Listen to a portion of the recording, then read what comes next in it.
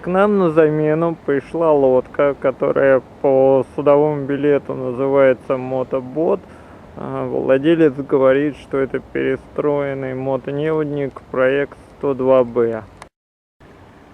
На лодке стоит двигатель всех времен народов 4 8,5 на 11 DS25.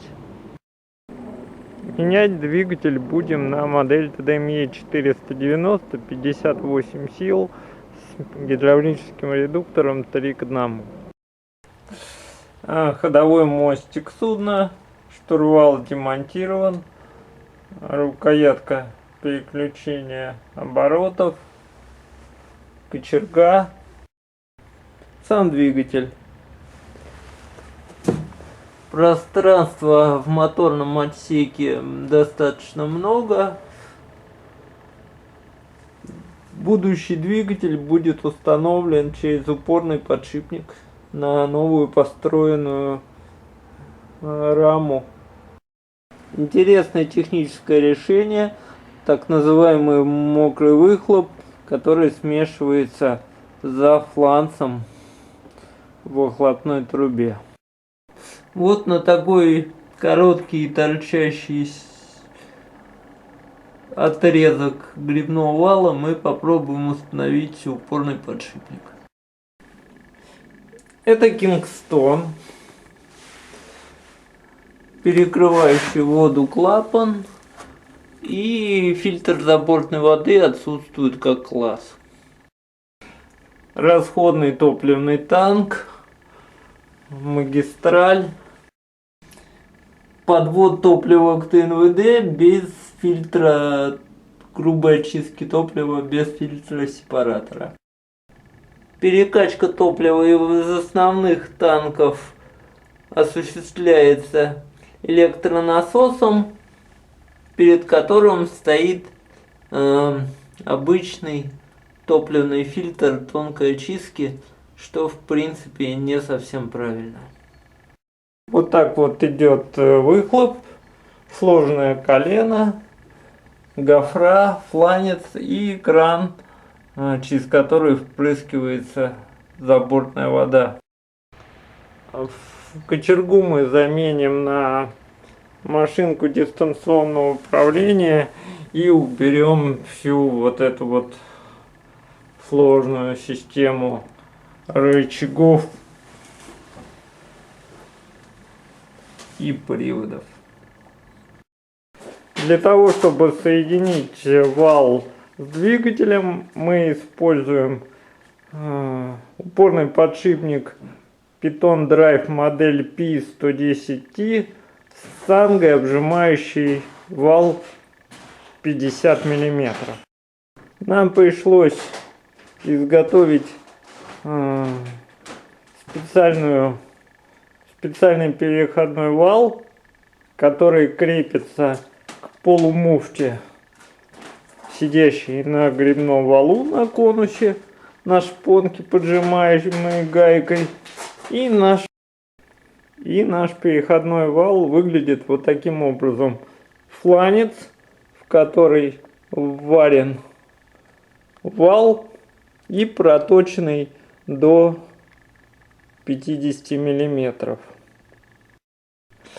Хвостовик нашего промежуточного вала торчит из цанги по всем правилам установки данного упорного подшипника согласно инструкции.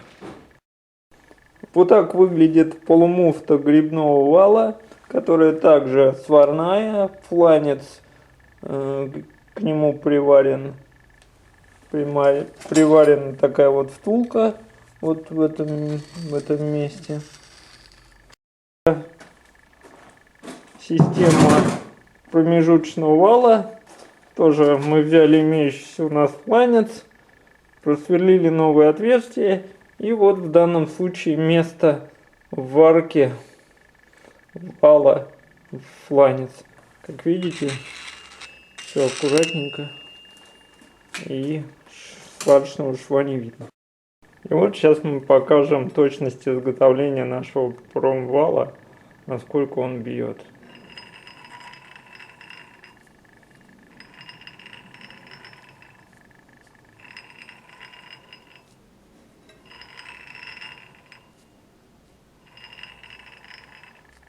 Как вы видите, допуск на биение в нашем случае составляет 8 соток, что вполне.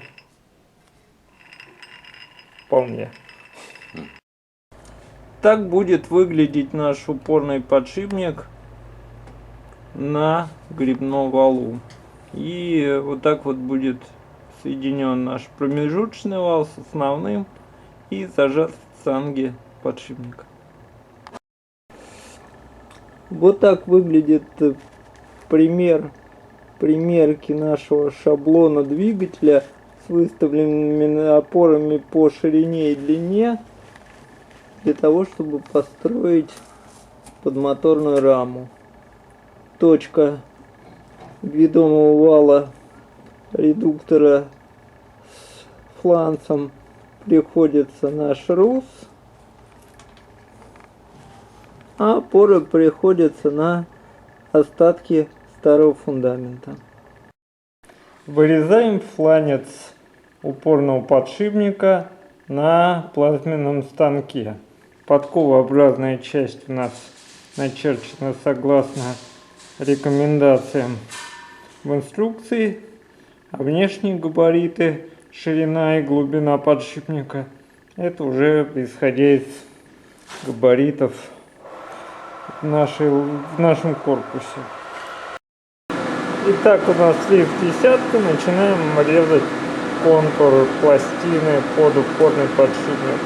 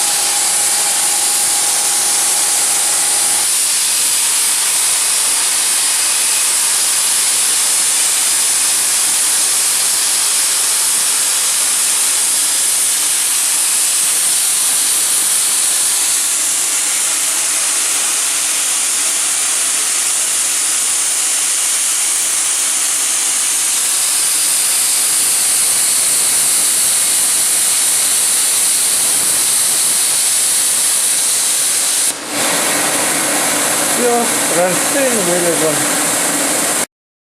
Вот так вот выглядит наша плита кронштейн под упорный подшипник. И по черновому установленные продольные балки, которые будут служить фундаментом. Промежуточный этап установки двигателя, когда мы построили фундамент двигателя из двух профилей 120 на 80 и увязали их в раму посредством плиты упорного подшипника и одной поперечной трубы прямоугольного сечения. В свою очередь, плита упорного подшипника приварена к набору корпуса.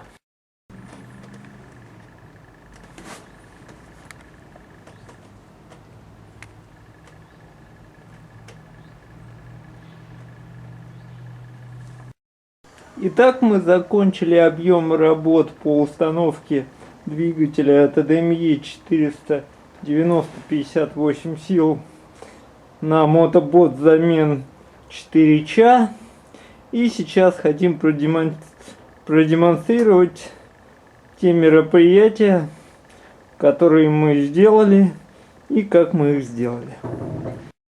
Для того, чтобы установить двигатель на амортизационных резинометаллических опорах, тем самым уменьшить передачу вибраций на корпус, был установлен упорный подшипник Python Drive со шрусом.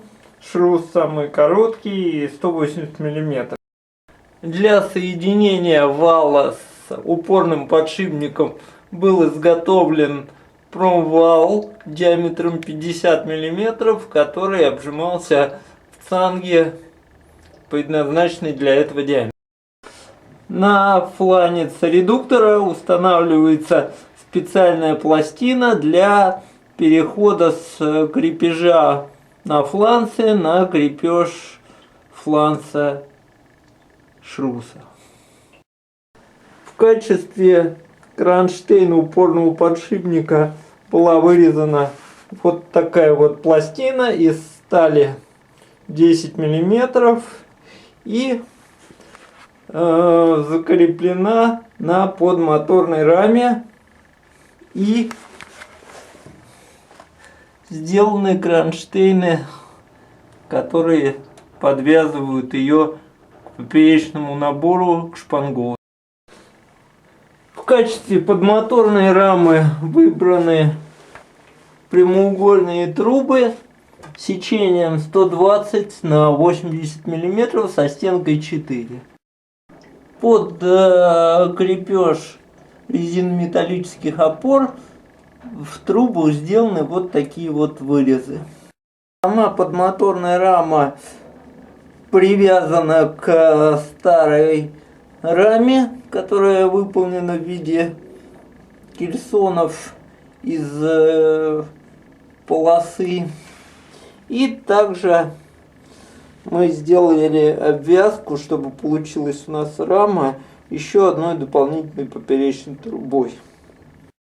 Так как двигатель имеет систему мокрого выхлопа, нами был установлен водяной замок с патрубками 60 мм и выведен шланг системы выхлопа в старую выхлопную трубу, которая также удачно оказалась диаметром 60 мм.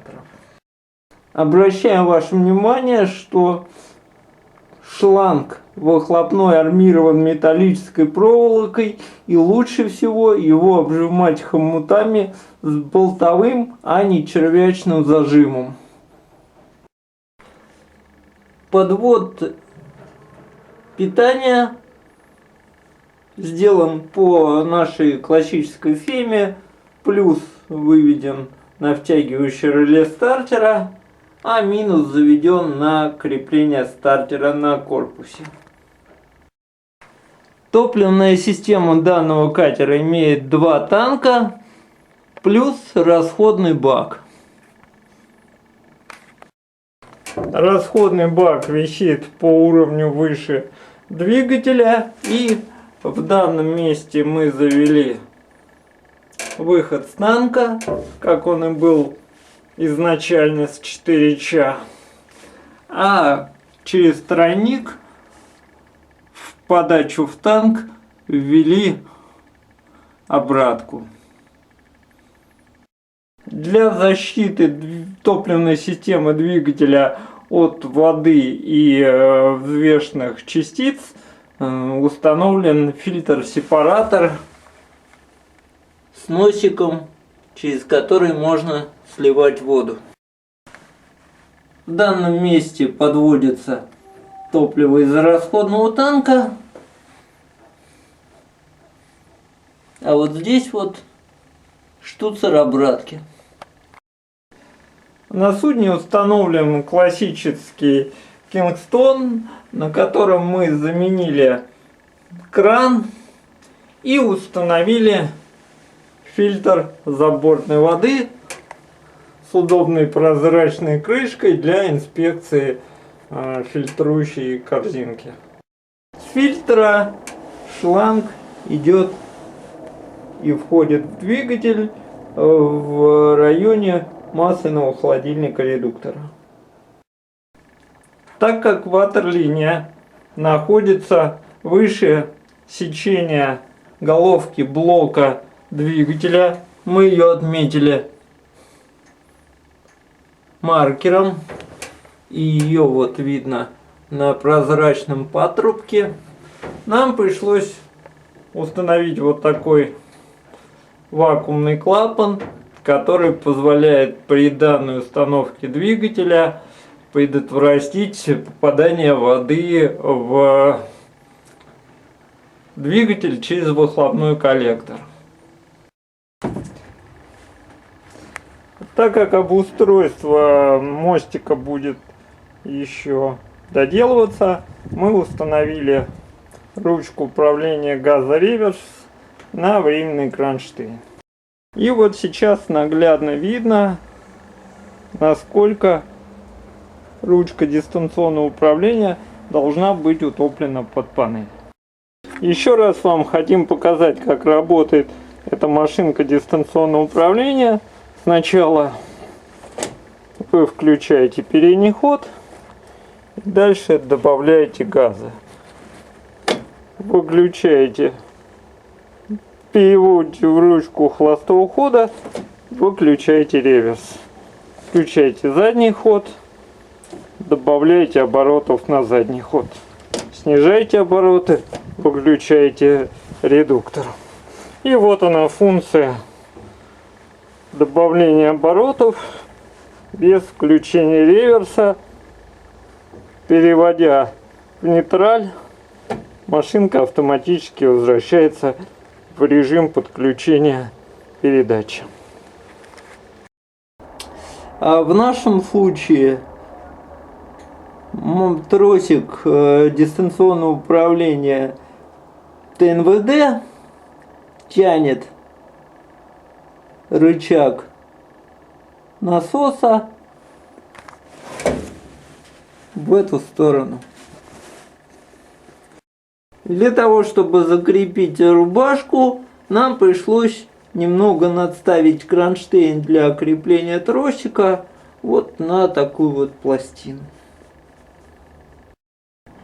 На всех гидравлических редукторах двигателя ТДМЕ включение переднего хода идет к блоку заднего хода от блока. Для того, чтобы закрепить тросик дистанционного управления реверсом, мы изготовили вот такой кронштейн. Хотим вам заметить, что точки крепления тросика на ТНВД и крепление тросика на реверс-редукторе отличаются на значительное расстояние. Поэтому тросик привода газа и тросик привода реверса должны быть разной длины. В нашем случае тросик привода газа получился в 2 раза короче тросика привода реверса редуктора. Сейчас мы хотим вам показать порядок действий механика перед выходом в рейс. Первым делом, спустившись в моторный отсек перед выходом и перед тем, как завести двигатель, вы должны проверить, нет ли в топливе воды. Для чего? Вы должны подставить под фильтр-сепаратор какую-то емкость и открутить вот этот вот штуцер.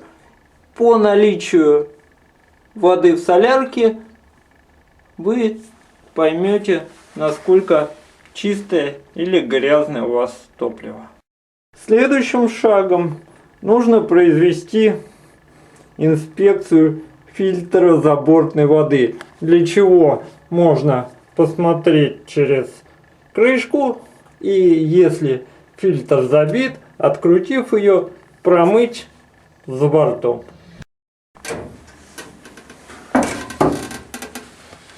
Открыть кран Кингстона.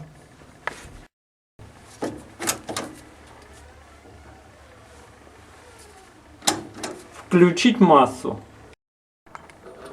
Проверить уровень масла в двигателе. Проверить уровень масла в редукторе.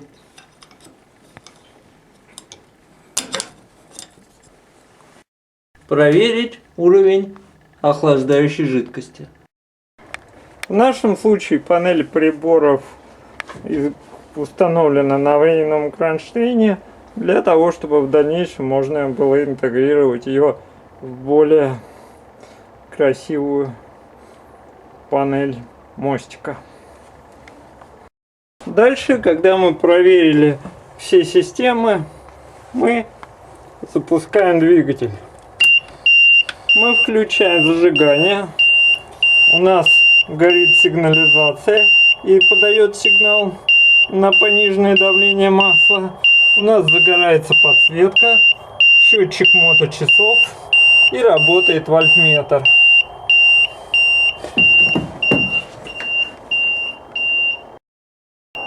Далее у нас срабатывает клапан открытия топлива на ТНВД. И идет запуск двигателя.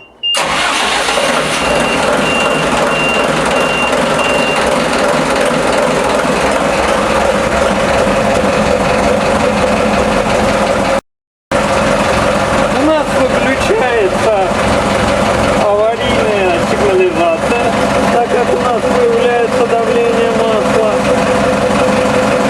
У нас обороты появляются. И мы можем проинспектировать аварийку. Она у нас работает. Вот такой шум производит двигатель от ГУМИ 490 при открытом моторном отсеке.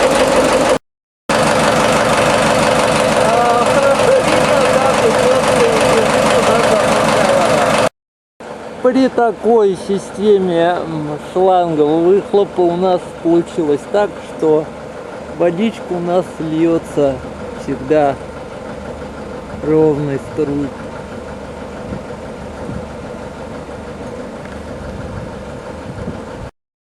Общий вид катера и шум двигателя при открытых паёлах и открытой двери на мостике. На мостике при закрытом моторном отсеке уточню, что никаких систем по шумоизоляции на паёлах и переборках нет. Вот такой шум слышно в кают-компании при холостых оборотах.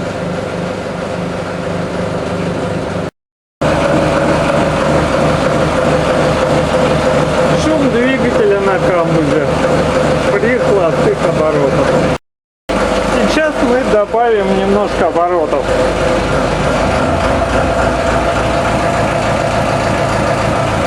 Доведем обороты до 1000.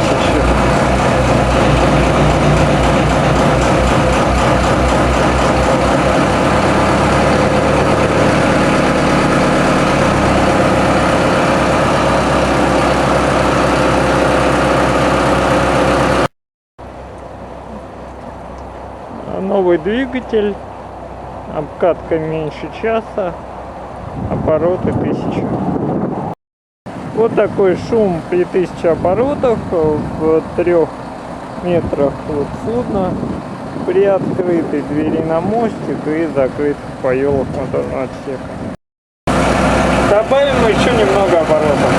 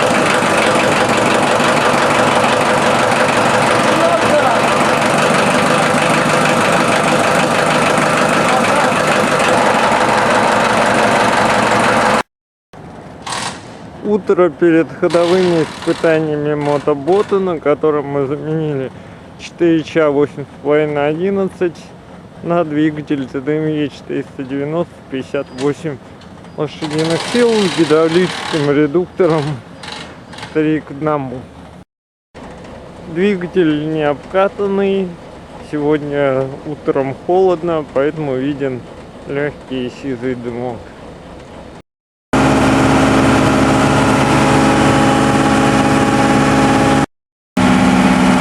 Скорость 11, обороты 2000.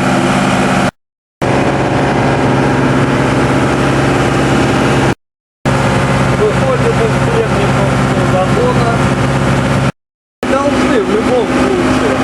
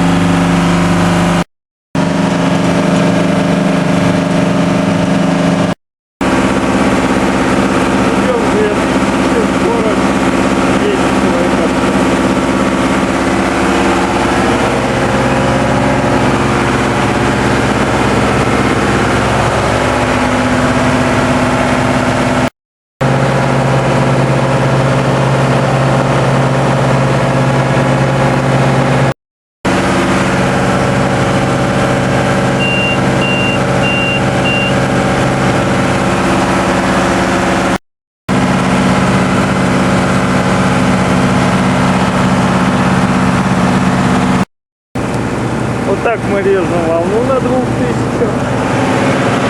Такой у нас элеватор. Мы входим на нашу стоянку.